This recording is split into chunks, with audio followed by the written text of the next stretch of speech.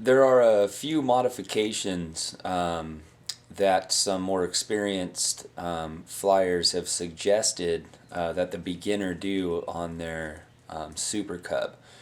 Unfortunately, I didn't take heed to all of these, and I should have. So let's go ahead and get started, and I will share the modifications that I have done now to my Super Cub with you guys.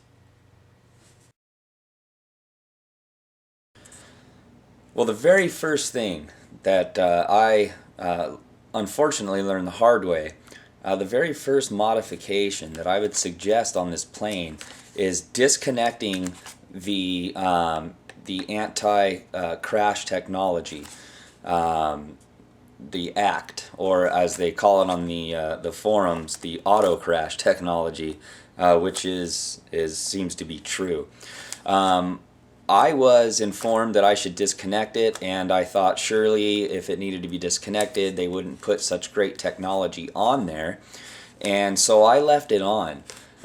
Problem is that this system actually ended up being a curse for me, and I ended up nosediving my plane a couple of times and lost control of it because of the ACT.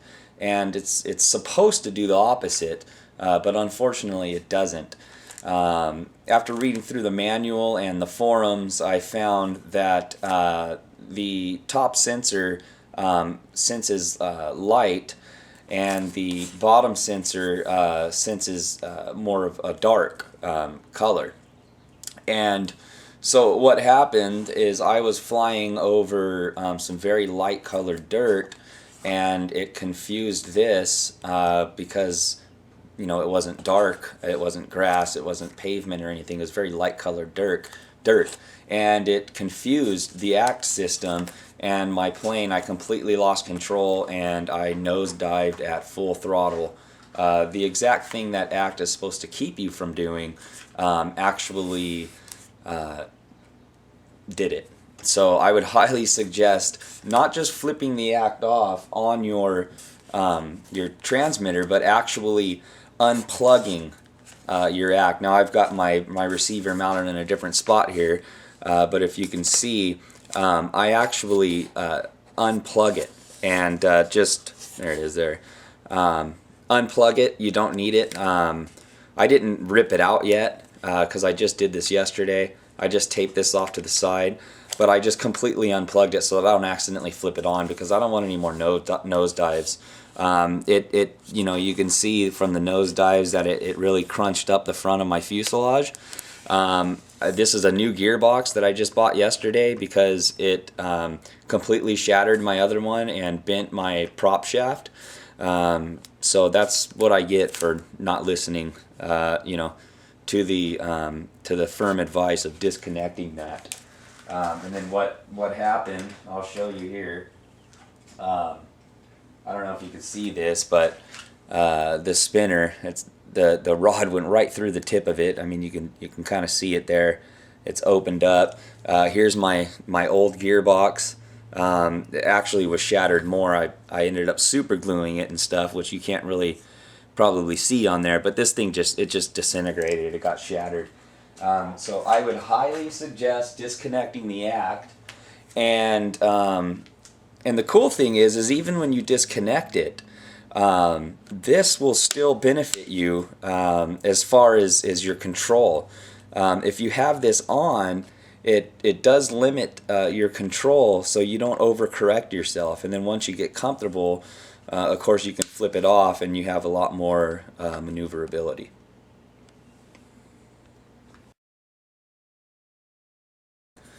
Another great, very simple, quick modification is strengthening the rear of the wing saddle here.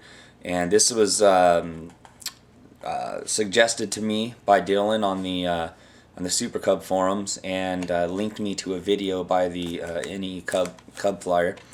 And what you do is you just take a popsicle stick. My phone wasn't crushed yet, so I didn't have to cut anything out. If you do, go see the link down at the bottom of this video to his video, and he'll explain in more detail exactly how to do this mod. But what you do is you just take a popsicle stick, and I cut it to the shape of the fuselage right here, and epoxied that in there. And you can paint it, or I just put a little bit of white vinyl over it, just to kind of hide the brown.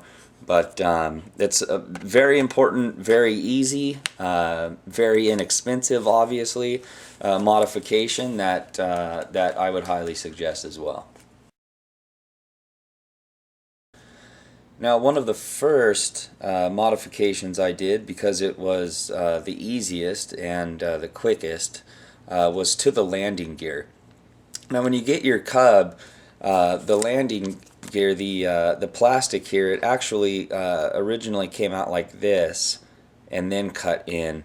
And what happens is when you land and this thing flexes, that plastic hits your wheel and causes it to break and stop. And of course, your plane ends up nosing over.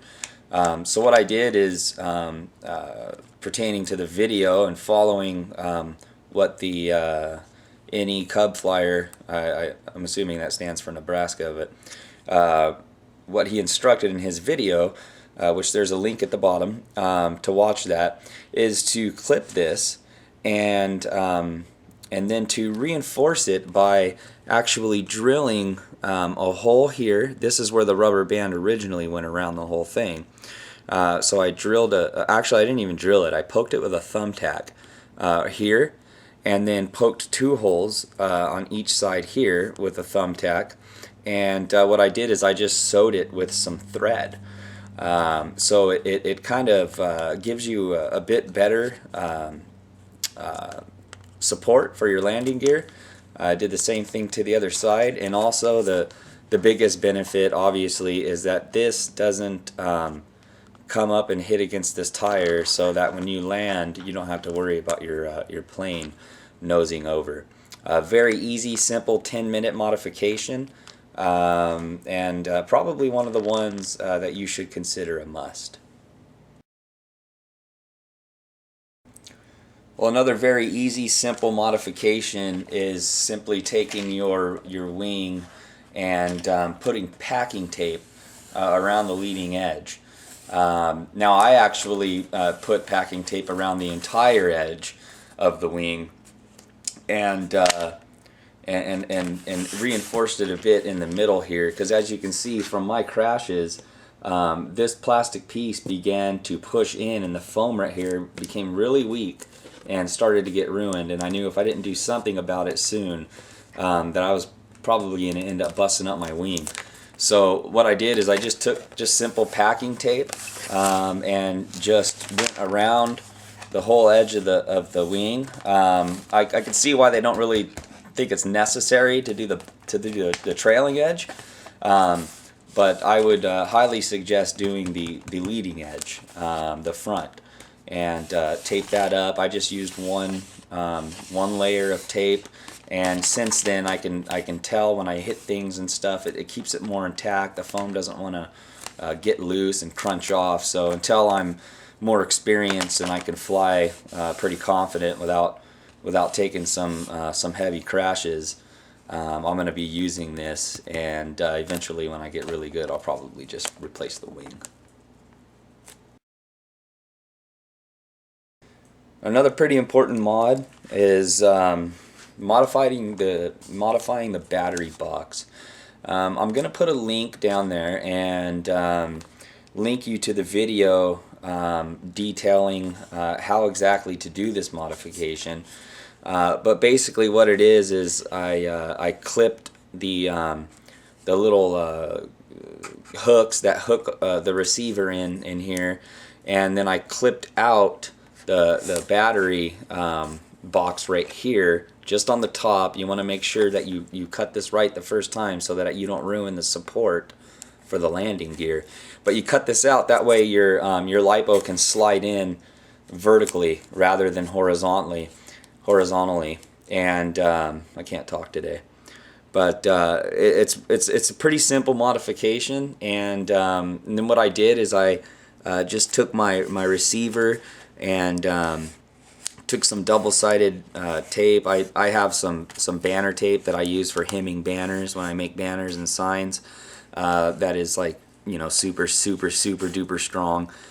So I just use a little piece of that and tape this on here, and I just kind of use some packing tape and tape my wires out of the way so that I have a nice clear spot for my battery to sit in there. And I have my export unhooked right now. I just haven't plugged it back in. I don't really need it anyways. And of course the ACT, I just completely unplugged the wires that go to the sensors. And again, I would highly suggest that as well. And then also on the videos that are linked below is reinforcing the mounts on your battery box here. I had some blue rigid, very lightweight rigid plastic that I used because I ran out of popsicle sticks. But well, what you do is you take and you cut along here, and you cut out some pieces and screw these in, and it reinforces it, because all that's holding this thing in is some foam. So, however, instead of going into detail, I'm just going to simply put a link in the bottom, and you can go to his video. It's a very informative video, and I thank him for taking the time to be able to share that with us. All right, another very easy, inexpensive, I guess if you even want to call it a modification, is to you're going to want to secure your cowl. These things are, I mean, it's paper thin. You can almost rip it if you really put some strength into it. Mine is just all busted up from my nosedives from the corrupted ACT system, the ACT. You can see on the inside, I've busted this thing so many times. I just keep retaping it. They're only $2.99, but I figured I'm just going to keep busting it up, so why even spend the $3 on one until I'm, you know, again, I'm confident to where I can fly easily. Wrap this thing in packing tape, inside, outside.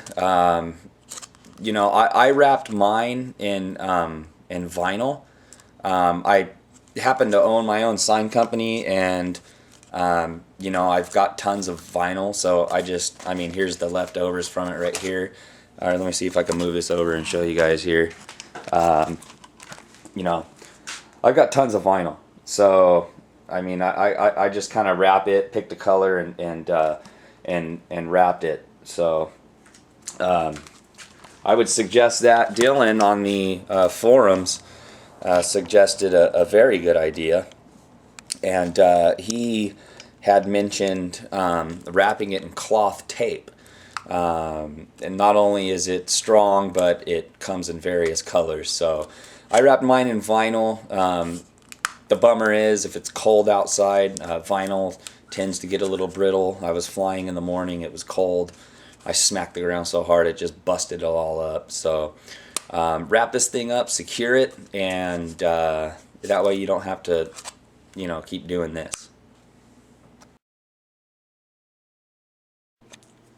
So here she is, all put together, and even with all the crashes I've had, she still looks pretty good.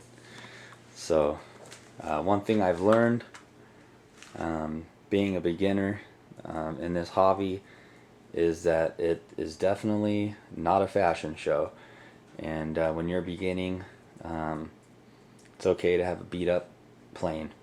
It's gonna happen.